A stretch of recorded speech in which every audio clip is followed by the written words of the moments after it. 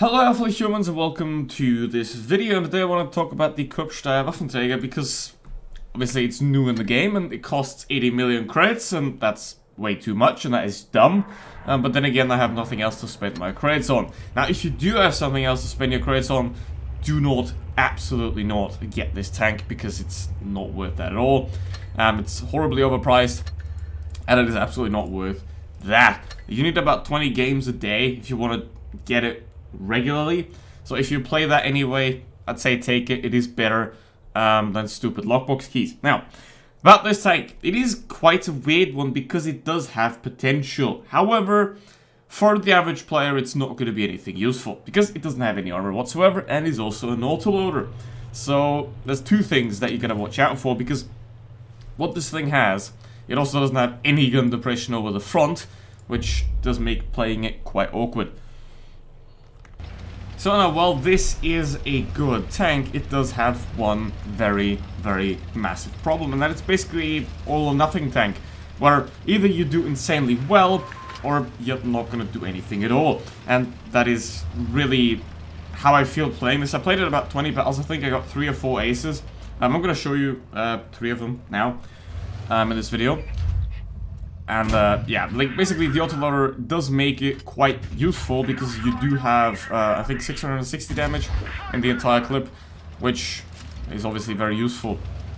And you can definitely do a lot of damage with that, especially when the enemies are out sitting like that. And that is what the all or nothing part is about with this vehicle. You know, when the enemy isn't looking at you, when you have a clear shot, when you can just fire away while your team is taking the damage for you, you're gonna be having a great time. Even though you only do have 2000 DPM, you can make it work because of the autoloader. While you're reloading, you can reposition, you can move around, because while it's not the fastest of tanks, it definitely has the mobility of a heavium, basically, which basically allows me to play it like one as well. I mean, it obviously doesn't have any armor. The thing is, in Blitz, there aren't many maps that are really great for camping. So if you expect to ace this thing regularly, basically, you have to go for more aggressive moves because, again, if you want an ace, you need XP. And if you get assisted damage, then you get less XP. Well, assisted damage, not assistance damage, because the reason is, if someone gets assistance damage for your damage, you only get half the XP. You know, you have to spot for yourself to get full XP. That's why if you frontline a tank destroyer, it's a lot easier to ace them if you know what you're doing. Basically. And now in this game, we got the problem of it being a 3 vs 4, but I've already done 2000 damage. Obviously, no one actually fought me, really. And that is exactly what this tank needs to play well, because if you do get shot at, you have no armor whatsoever. It's 20mm. Everyone can HE it, basically, except for the upper front plate, because it's quite angled in a way that is going to produce some non-penetrations. However, because it's only 20mm, every gun with 60mm or above is simply going to overmatch it, so it doesn't really matter in terms of the armor there. But it is basically a Unicum's tank, I'd say. Obviously, I can play it well, as you can see right there. However, if you're average, you're not really gonna most likely do amazing with it because it just doesn't really have armor, it can't defend itself, and it is more likely an all or nothing tank, where, you know, when the enemy leaves you alone, when you get lucky, you can get amazing games like this one. But as soon as you have to actually fight an enemy, you're absolutely fucked. However, if you are a very good player, if you know the maps, if you know how people play, you know, if you understand how to position yourself properly, then this tank can work absolutely wonderful. Obviously, it is no smasher, that has to be said. It is absolutely no smasher, it is no annihilator, it isn't even a Lycan, but if you know what you're doing, it can work really well. However, as I already said, it is pretty much an all or nothing tank, as in it only has 1000 hit points. It has no armor at all. You might get a lucky shot that gets caught in the tracks, but you don't have any armor whatsoever. So basically, any IS that shoots you, if they load HE, you're dead in 2 shots. Well, you need about 6 to 7 to kill them, which isn't very effective, obviously. So what you want to do with this tank, you want to avoid attention at all costs, so that you're not the one being focused. Now, if you know me, I play aggressive. I like to just go in and be like, come at me, bro. Because camping in the back is just not fun. But then, if you do that, obviously, if you do play more aggressively, something like this is gonna happen. There's a Cryos camping in the back there. But that was 3 shots and I'm already basically down to 300. So that is the main problem with this vehicle, is just it can't defend itself whatsoever. And the weird gun depression angles over the front make it quite clumsy to play it in an aggressive way. So basically, if you want to camp with it, you probably should definitely camp with it. But then it's only effective on a couple of maps like Canal, like Castilla, like maybe even Yamato Harbor, stuff like that, where you can actually camp properly. Because most maps don't really offer great camping positions. So you're gonna have to figure something out. I don't play tank stores very often. I'm not very aware of what good camping positions are, so I can't help you on that part. However, I do know how to play aggressively, and I do know how to make this tank work aggressively, and that works beautifully. Now, the problem is, when you camp in this thing, you have an autoloader, you don't have a one-shot gun. Which means the enemy has to be exposed for quite a long time, and also someone has to spot that tank for you. Which then again reduces your XP, doesn't make you ace it as fast.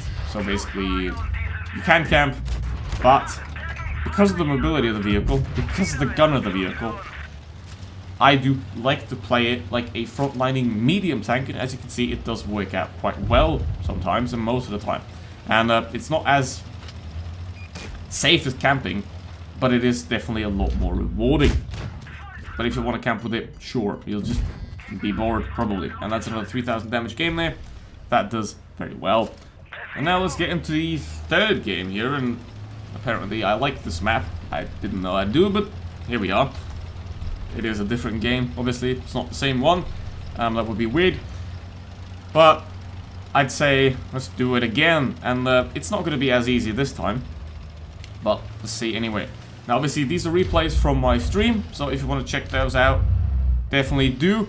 Also, don't forget to check out the links in the description, like my Discord, like my Twitch, and like and subscribe, obviously, if you haven't already at this point in the video. Now what I'm doing here is I'm turning around because you don't have any gun depression over the front, but you do have more over the back, up to 7, which is nice, certainly, but it only really works over the sides and the back, which ain't good. But yeah, basically, this is another one of those games where you sit at the back at the beginning, and then in the end, when there's less enemies, you move in for the kill, basically.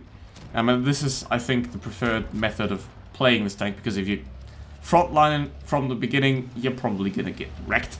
So something like this, I think, is the perfect way to play this thing.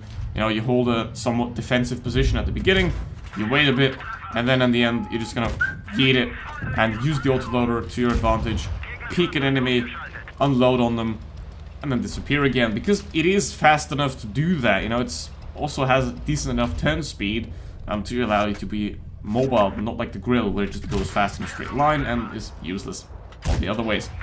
And as you can see here, if the enemy ignores you, this tank is insanely effective. However, if the enemy shoots you, or if the enemy tries to focus you, you're fucked. That's basically the entire story of this tank. It is an okay tank. It is nothing special, I'd say, because while it has interesting characteristics, I wouldn't say that it's a particularly amazing tank, because it simply isn't. It can work, but sometimes it just doesn't. And that really depends on whether you have a team or not, because you can't really fight for yourself most of the time, you know? Because you don't have any armor. So, unless, obviously, this is Blitz, unless you just peek very quickly like that, and you avoid getting shot. If you avoid getting shot, you can do amazing with it, because obviously, while most tier 6s and tier 7s, they have maximum of like 350 alpha damage. Most of them. Some even go to 400, like a KB1S. But you do have 600, over 600 in the clip, and that is quite effective. And then again, another 3000 damage right there. Because, pretty much, I've been left alone. I can just sit in a corner, not too far back, and then use that to just take a shit ton of damage, which is very nice. So, verdict of this vehicle, quite simple. If you are a good player, it is going to be very good for you, and it can work wonderfully. However, it is still a all-or-nothing tank that in one game you're going to cry to why the hell you're playing this, and the other game you're going to think you're the best player in the world.